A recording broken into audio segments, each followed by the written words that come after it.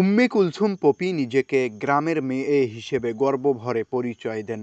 তিনি বেড়ে উঠেছেন বাংলাদেশের উত্তরবঙ্গের লালমনিরহাট জেলার ছোট্ট এক গ্রামে। পপির শৈশব ও কৈশোরের স্মৃতির একটি বড় অংশ জুড়ে রয়েছে বাংলাদেশের গ্রামীণ সৌন্দর্য।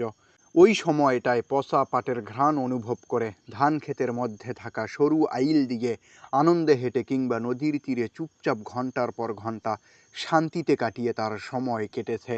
এক পর্যায়ে প্রকৃতি ও কৃষির প্রতি ভালোবাসার দরুন পপি তথ্যবহুল ভিডিও বানাতে থাকেন, যেখানে তিনি নানা ধরনের ফুল ফলের চাষ নিয়ে কথা বলার পাশাপাশি কৃষিজ নানা কৌশল নিয়ে ব্যাখ্যা বিশ্লেষণ করে থাকেন।